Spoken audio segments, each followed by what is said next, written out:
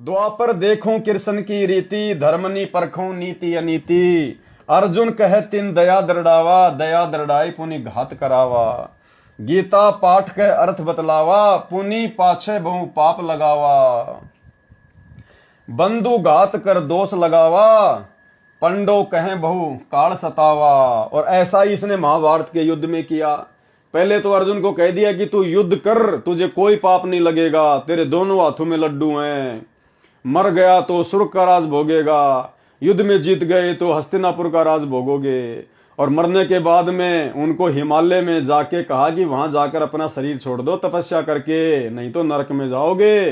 अर्थात इस प्रकार से ये घात करता है, धोखा करता है। भेजी हिमालय ते ही गड़ाए, छल अनेक कीन यमराए। पतिव्रता वृंदा व्रत टारा, ताके पाप पहने अवतारा।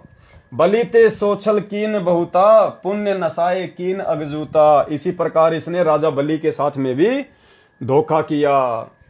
छल बुद्धि दीने ताही पताला, कोई न लखे परपंची काला। इस काल के परपंच को कोई नहीं समझ सकता सतगुरु की शरण बिना।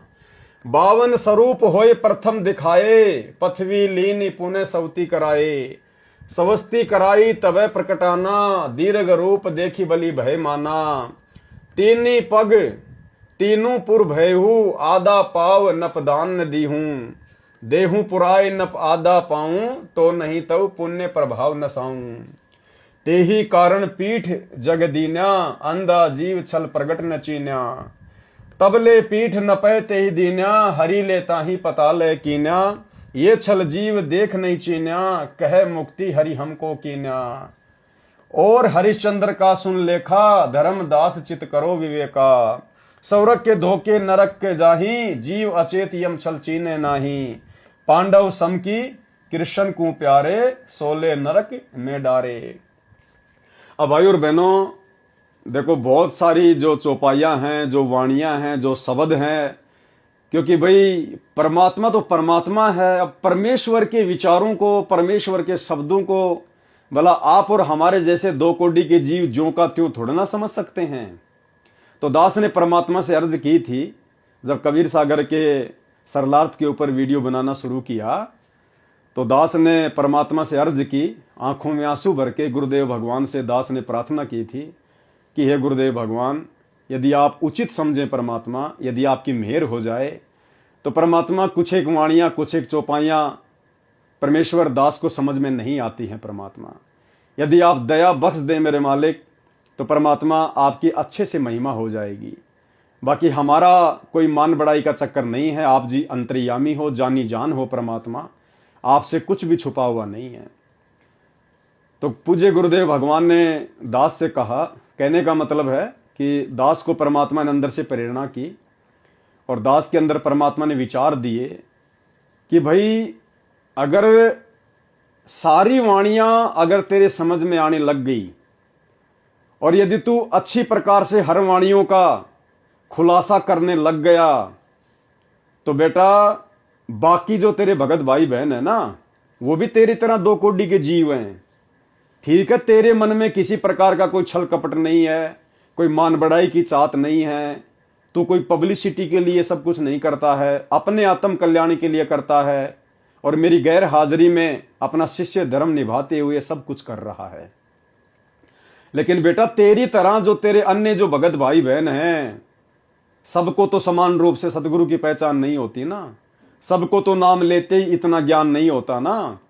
बेटा वो आत्माएं वो तेरे ऊपर अनजाने में आस्था ना कर बैठे, इसलिए तेरे को केवल मैंने उतनी ही बुद्धि बख्शी है, तेरे को केवल मैंने उतना ही काम चलाऊ ज्ञान दिया है कि मेरे हिसार जेल से बाहर आने तक तू भी भक्ति मार्ग पर रुका रहे और अन्य भगत भाई बहनों के हृदय में भी गुरु भक्ति के प्रति आस्था बनी रहे। तो मैं तेरे को इतनी बुद्धि दूंगा जितनी मैं उचित समझूंगा, जितनी आवश्यक है। भले इन वाणियों का अर्थ तेरे को ठीक ठीक से समझ में नहीं आ रहा, बहुत सारी वाणियों का, लेकिन भले इन वाणियों का अर्थ समझ में ना आए, अगर इन वाणियों को तू पढ़ेगा और भाई बहन तेरा वीडियो देखेंगे या अन्य कोई भगत भाई बहन अपने घर पर इस कबीर सागर के सरलार्थ को पढ़ेगा या वीडियो के माध्यम से देखेगा सुनेगा तो लाभ उतना ही मिलेगा। इन वाणियों का, मेरे कर कमल से लिखित इस पुस्तक को पढ़ने का सुनने का उतना ही लाभ मिलेगा, चाहे ये वाणियां समझ में आओ चाहे ना आओ। इसलिए जैसा आपको प्रेरणा की जाती है आप केवल उसी हिसाब से आगे बढ़ते रहो। तो भाई और बहनों, बहुत सारी जो वाणियां हैं, जो चौपाइयां हैं, दास को भी ठीक प्रकार से उनका ज्ञान नहीं है, इसलिए दास आपको उनका अर्थ नहीं बता पाएगा। क्योंकि मेरा मकसद कोई मान बढ़ाई नहीं है कि मैं आपको झूठ सूच में उनका उल्टा सीधा व्याख्या करके बता दूं। भाई मैं परमात्मा का दोषी हो जाता हूं, इसलिए भले हमारे को अर्थ समझ में आए ना आए, जितना आ रहा है परमात्मा के आशीर्वाद से आप और हमारे लिए उतना ही आवश्यक है। जितनी खुराक की हमें आवश्यकता होगी परमात्मा उतनी खुराक खिलाएंगे। तो भाई और बहनों, ये परमेश्वर जी की दया है, परमेश्वर की मेहर है, जो परमात्मा ने इस नीच को, इस तुच्छ दो कोड़ी के जीव को इस लायक तो समझा, इस लायक तो परमात्मा ने बनाया कि परमेश्वर ने भाई बहनों के बीच में साथ संगति के लिए खड़ा कर दिया। और जितनी परमेश्वर दया करेंगे उतनी खुराक हम खाएंगे। ज्यादा खुराक खा लेंगे तो भी पेट में दर्द हो जाएगा, नहीं पचा पाएंगे।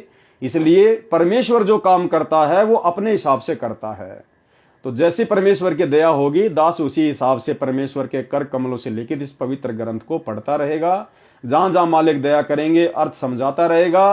अन्यथा जब हम आगे बढ़ेंगे इसी कबीर सागर के सरलार्थ में, तो फिर परमात्मा ने वाणियों का नीचे सीधे शब्दों में सरलार्थ भी किया हुआ है। तो हम परमेश्वर के ही द्वारा किए गए सरलार्थ को अच्छे से समझते चले जाएंगे।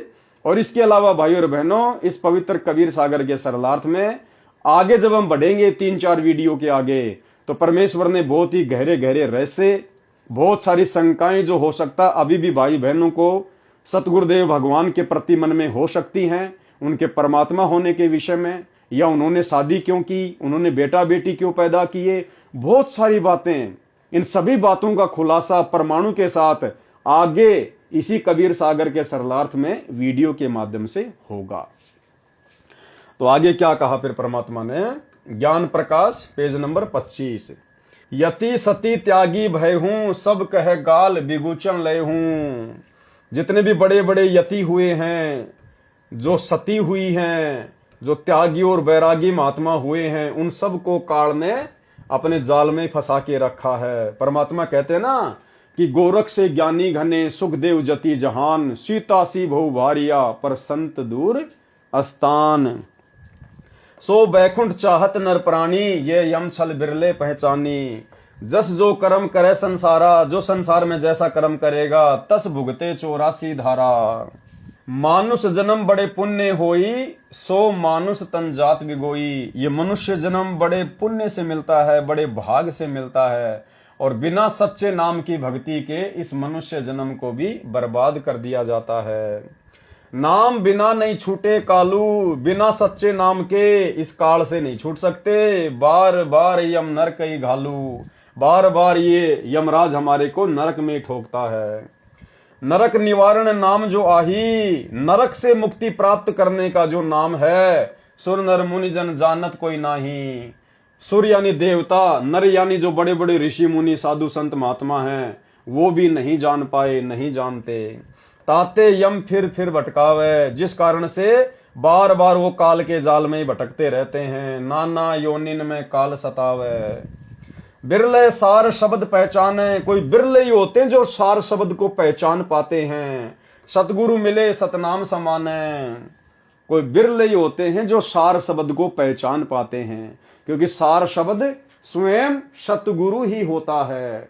जिस दिन हमें सतगुरु की पहचान हो गई और सतगुरु की भक्ति पे हम दृढ़ हो गए, उस दिन समझो हम लोग जीवित ही मुक्त हैं, जीवित ही मुक्त।